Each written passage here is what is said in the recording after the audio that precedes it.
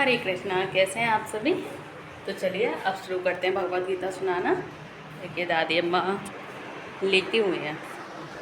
अम्मा चलो उठ के बैठ जाओ, भगवद गीता सुना दूँ। गीता सुना दूँ, बैठ जाओ उठ के, आ जाओ। चलिए अब सुनाते हैं भगवद गीता दादी अम्मा के साथ साथ आप सभी को भी।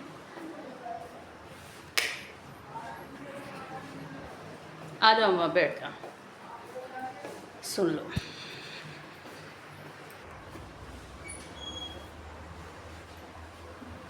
चलिए शुरू करते हैं भगवद गीता। आ जाओ अम्मा।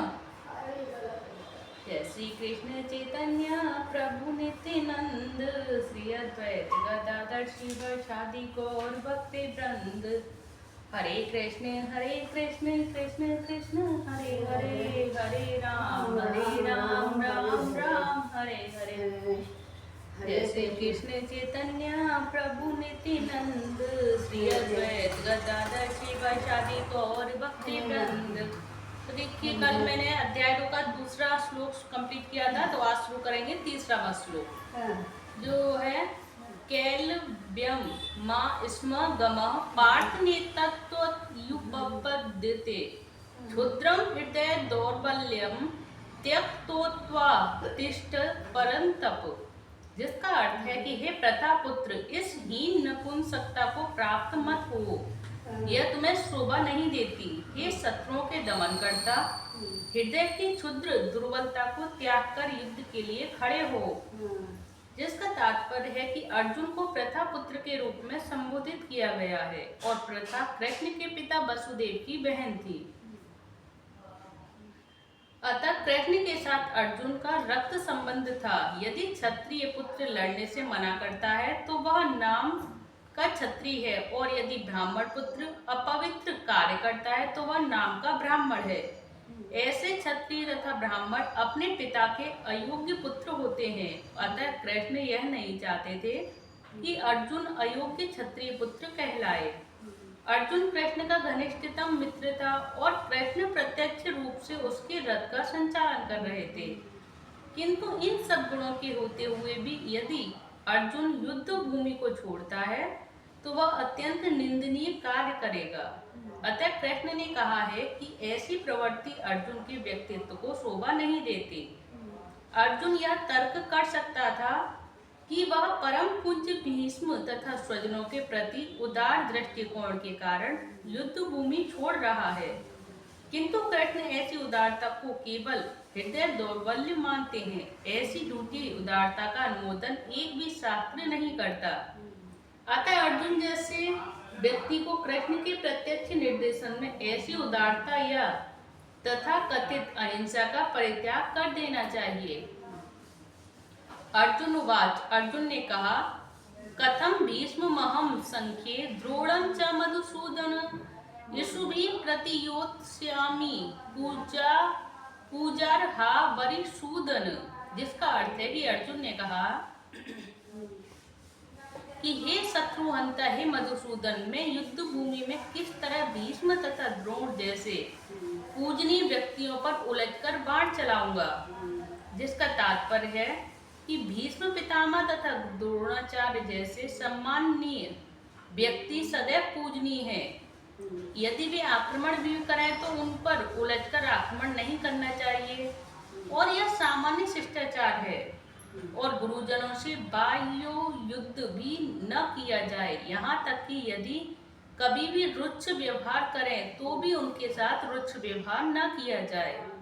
तो फिर भला अर्जुन उन पर बाण कैसे छोड़ सकता था? क्या कृष्ण कभी अपने पितामह नाना उग्रसेन या अपने आचार्य संदीपनी मुनि पर हाथ चला सकते थे?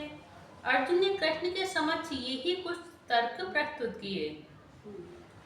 गुरुन् हत्वा हि महानुभावान् श्रेयो भोक्तुं भैक्ष्यं पीह लोके हत्वार्थ कामास्तु गुरुनिहेव भुंजीय भोगान् रुधिर प्रदिग्धान।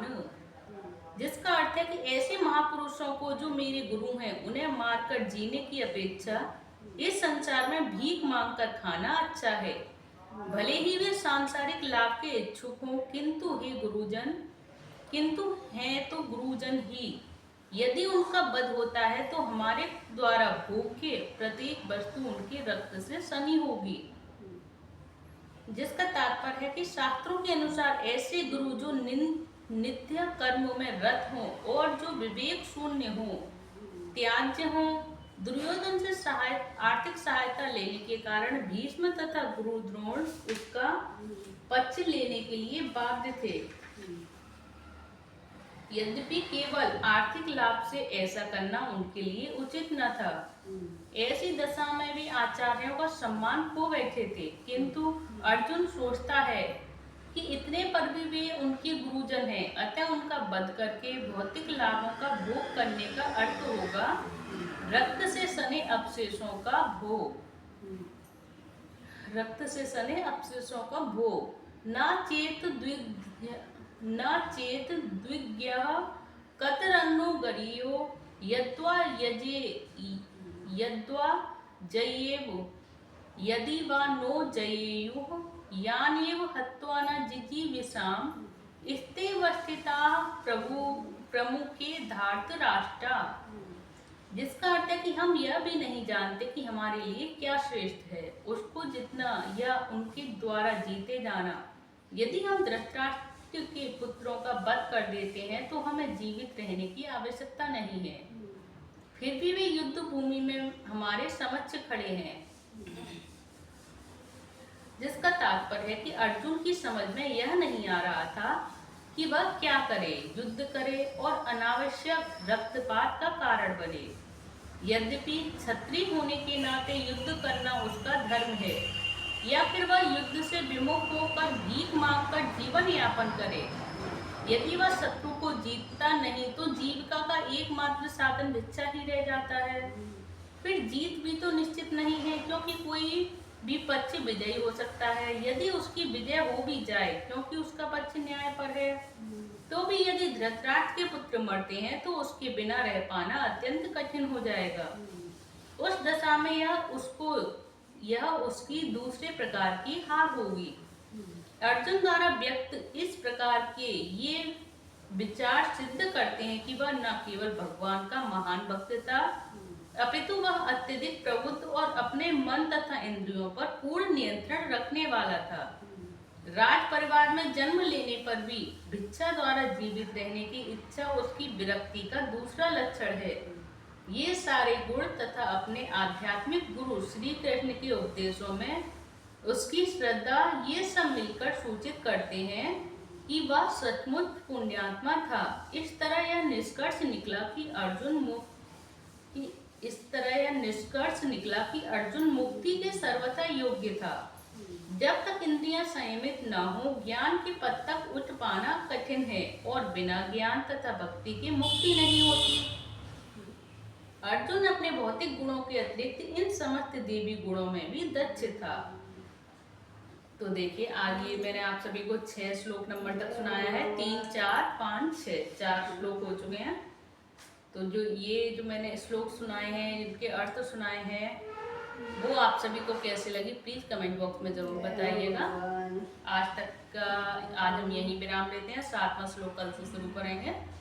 जय श्री कृष्ण चैतन्य प्रभु नित्यानंद, श्री अद्वैत गदाधर श्रीवासादि गौर भक्ति वृंद। हरे कृष्ण कृष्ण कृष्ण हरे हरे, हरे राम राम राम हरे हरे।